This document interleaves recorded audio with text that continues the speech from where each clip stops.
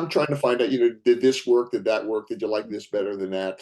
And for every group I ever ran, the theme that came out from the youngsters was, I always thought I was alone.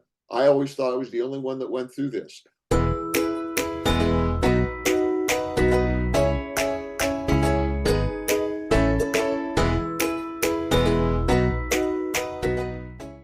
Hi, everyone. Shaelene McInnis here with the Ontario Wellness Network magazine and also with Books in Line, Accounting and Bookkeeping Services. I'm very happy today to have a guest speaking with me that on a subject we haven't covered enough of, quite honestly. His name is John Berrens, and he works with children. He has worked in the past with children and now has a book going through the process of divorce, when their parents are going through divorce, and what he has seen and what he finds can help with this. So often in divorce, and again, it's almost 50% of the people who are married are getting a divorce, but children are affected so differently. And often I think we're so consumed with what we're going through that we don't realize quite how tough it can be for these kids. So this is why this gentleman has been referred to me, and I'm very happy to have him on. Again, as always, we will have all of his contact information included in every social media platform. And if for any reason you can't get a hold of John, you can call us at Books in Line or email us at Books in Line, and we'll be happy to connect you with John. So, Mr. Berrens, why don't you tell us a bit about what you've done in the past and what you're doing now, and your history of working with kids with divorce? Okay. Well, when I started my career, I started as a school psychologist. And during that time, I had kids from K through 12th grade. And being a school psychologist, at least at that point in time, an awful lot of my time was spent doing, I'm going to call them traditional school psychology things, which is a lot of evaluations and things for special education and those kinds of things. But I always gravitated towards seeing kids individually and seeing kids in groups, but there really wasn't given much time to do that because the other responsibilities took up the vast majority of my time. So, but I still gravitated towards that way. And early in my career, I took training at a private place in Cincinnati that provides services throughout the Cincinnati area. And they were running training for people that wanted to facilitate groups for children that came from divorce situations. So I went through the training, and needless to say, that also spiked my interest in working with that particular population. After about 10 years of working as a traditional school psychologist, I took a transfer into a counseling department then it was a junior high, but eventually became a middle school. Started off with grades 7, 8, and 9, and then became 5, 6, or 6, 7, and 8. And I had much more freedom then to see kids individually, because that was my job then, and also to run various programs. And one type of program which I frequently ran were divorce groups. I found not only fulfilling for me, but I found that the kids really just seemed to like it. If I had a disappointment in doing that, it's just because I saw a small fraction of the kids who go through that type of situation. If you consider the divorce rate is somewhere in that 48, 49, 50% rate, and I was seeing, some kids individually, but in the groups. And in all honesty, I always felt I had more success when I saw kids in groups than when I saw them individually. I was seeing a small handful of those kids from the school population. And I'll just give you part of the reason is when I was in the middle school, we had 200 kids per grade level. And, I might see 30 kids during a year in a group setting.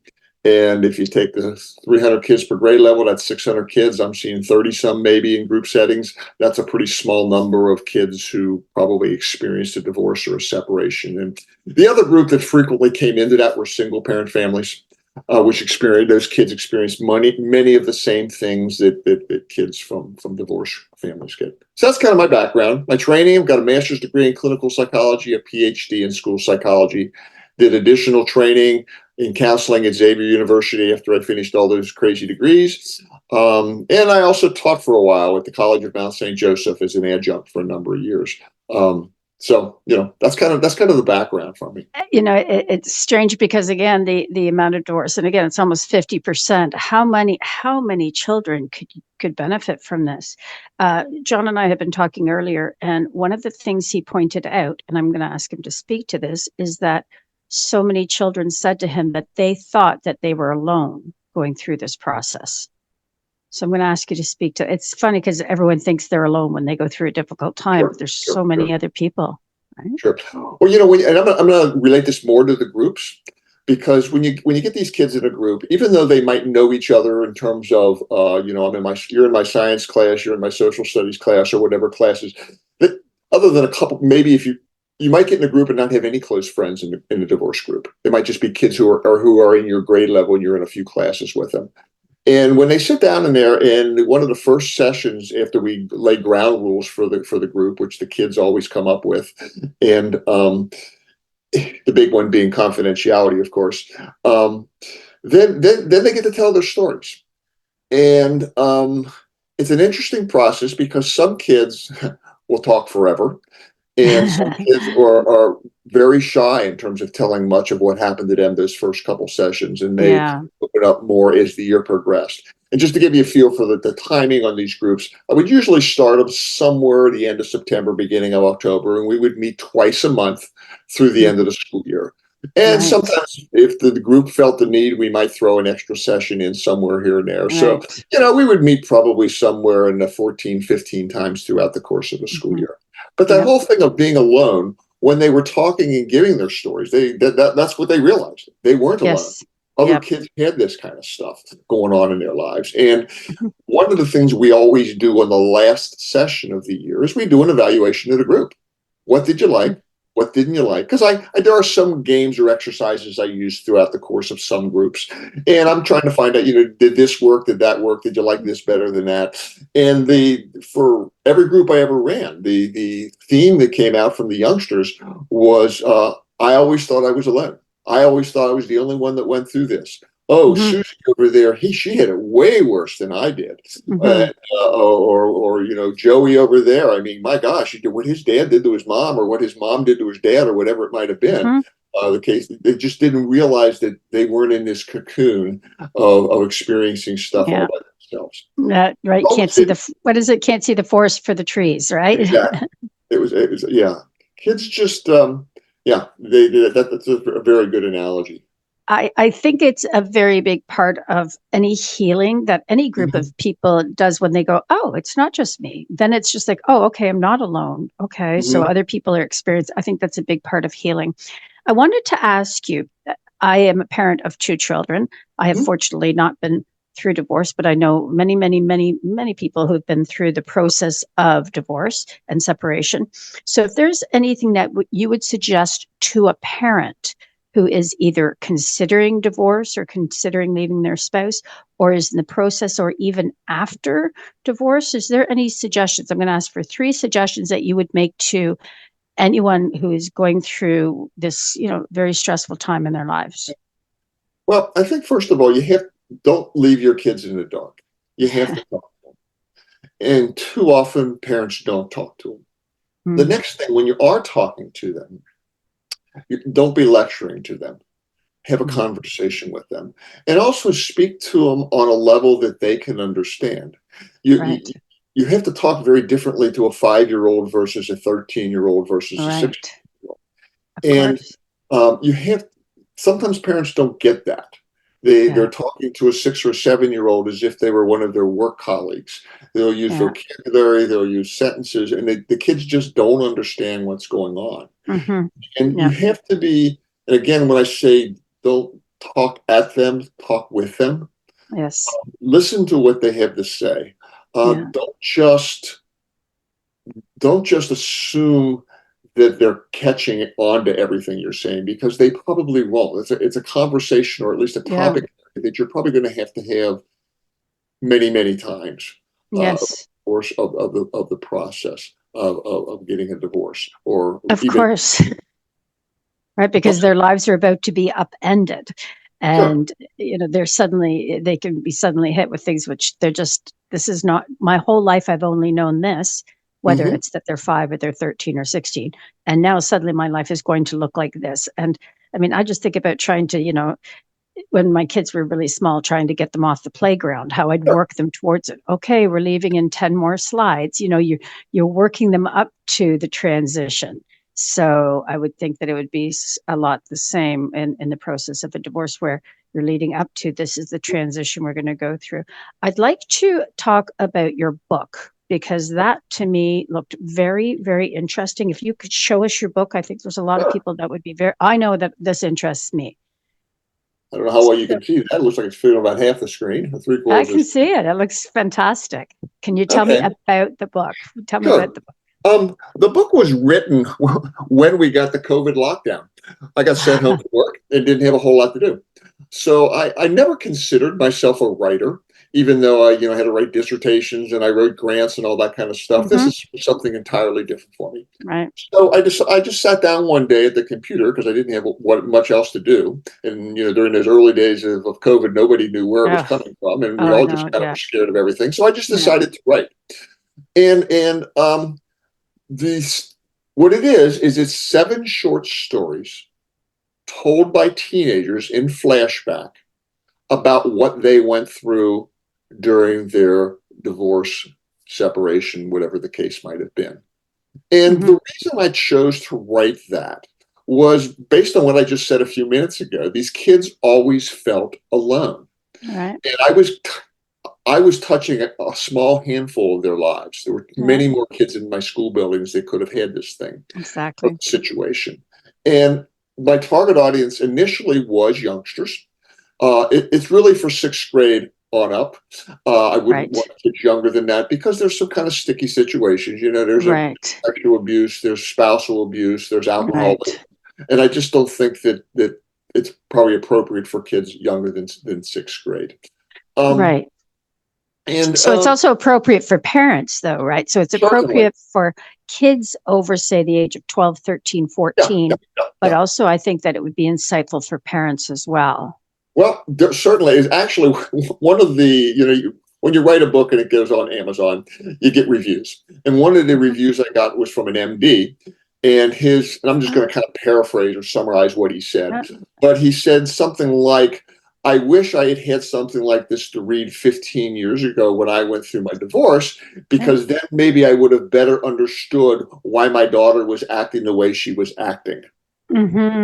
Because reading the stories, it's not one of those, this happened, this happened, this happened, this happened. A lot of the stories have a whole lot of the kids talking about their feelings, what they were going through, what they didn't understand, the questions they had. Right. Well, yeah. So that was a big part of it. And in terms of the book and sales, I had a hard time. I don't understand the marketing thing, and I'm having a terrible time getting it out to teenagers. But in terms of most of my sales have been to adults. Yes. Helping professionals are using it. I have doctors and counselors that have bought it and are using it in counseling with kids. Yeah. Especially some of those kids that are a little more reluctant to talk. Here, why don't you read this story? Right. It can kind of open them up to those kind of things. Stories are all made up. None of them, all of them are based on the hundreds of kids that I saw over the years. Kind of a consolidation of what you've seen. But I think I can imagine how great it would be if every principal had this book in their office. I think that would be wonderful. Every guidance counselor. Every guidance counselor too. So what I'm going to do, because I think it's so important to discuss the subject, is we're going to include a link directly to Amazon.com for your book. So anyone who is going through a website, any social media, anywhere where you want to reach out to John, we're also going to include a link directly to ordering the book, because I think something like this is so necessary. And after all the people I've spoken to helping different people with different situations going through divorce, you're the only person I've spoken to that has spoken about, listen, this is what these kids are going through. And I think this is a discussion that should be so much more out there. I think so many of us need to hear this and to read this book.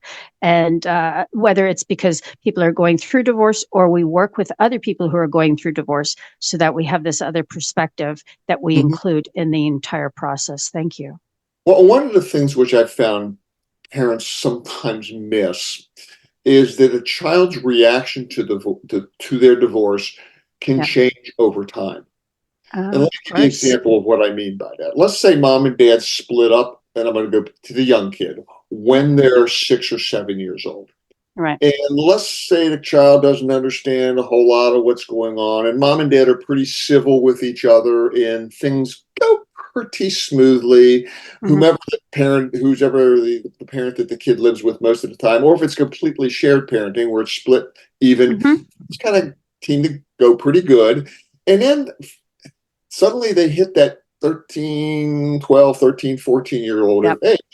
It's not unusual for their reaction to the whole divorce thing, which mom and dad might have thought was going pretty good and maybe was going pretty good, to change. And that's because the kids are developmentally very different at that point in time.